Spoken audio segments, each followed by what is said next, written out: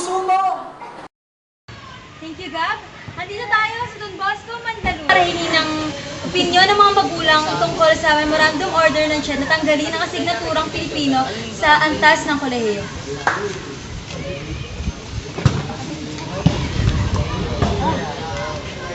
Hello po, live na live po tayo sa 24 oras. Mari po ba namin hingin ng inyong opinyon?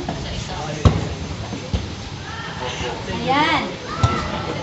Narinig niyo na po ba ang balita na itatanggalin na po ang asignaturang Pilipino sa antas kolehiyo? Sang-ayon po ba kayo sa pagtatanggal nito sa antas kolehiyo bilang isang magulang?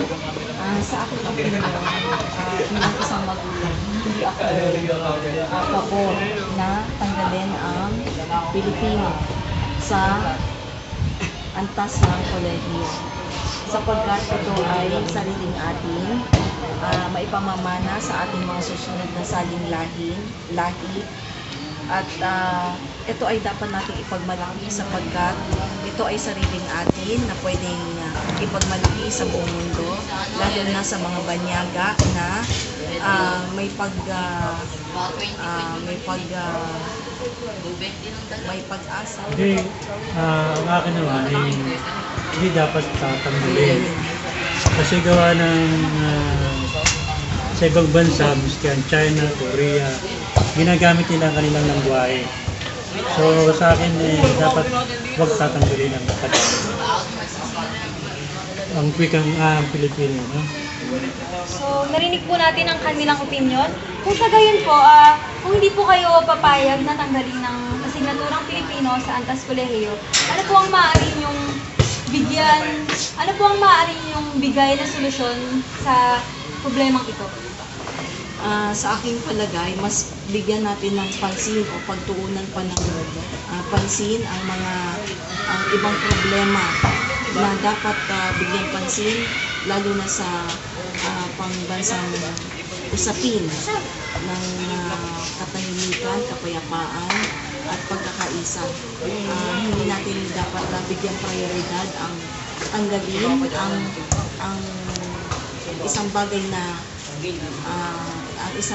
na sariling atin na.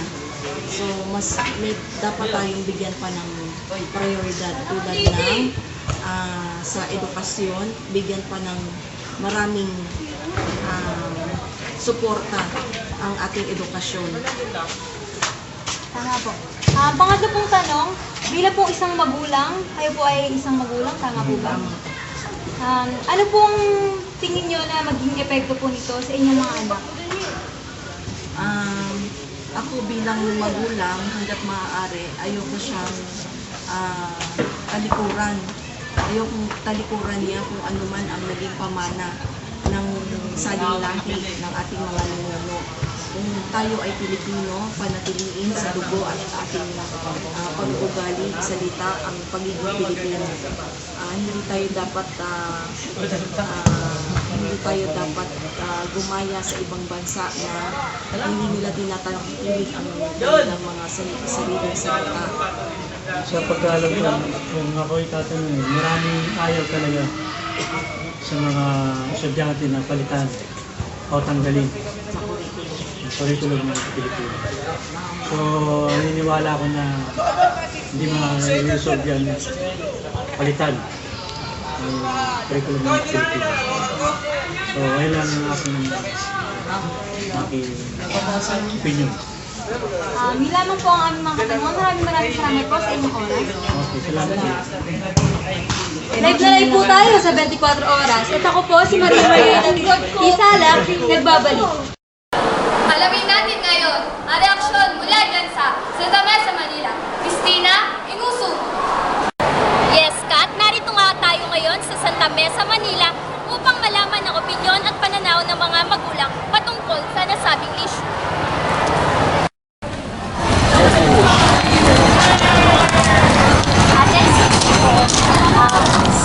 May konti lang po kami katanungan.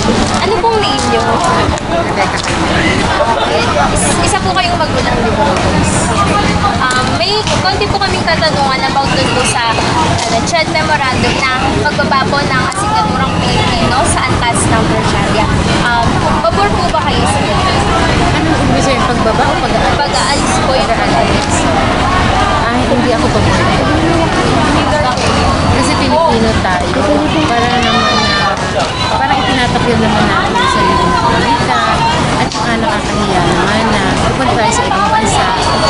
hindi natin alam paano gamitin ang sarili natin.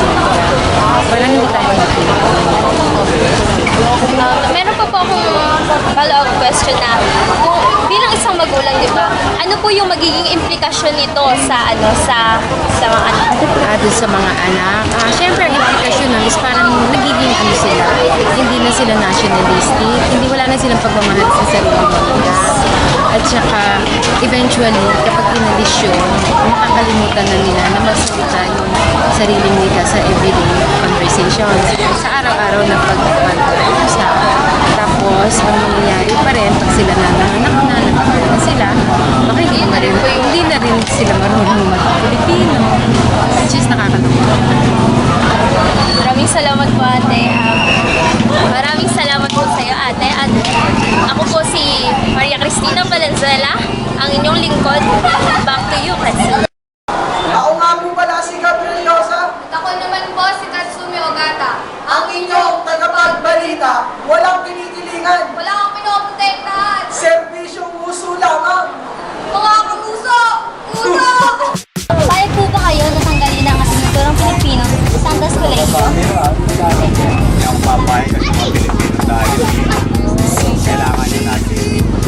Kuya, payag po ba kayo natanggalin ng signaturang Pilipino sa kolehiyo? Bakit po? Kasi medyo nagisa ng mga kabataan.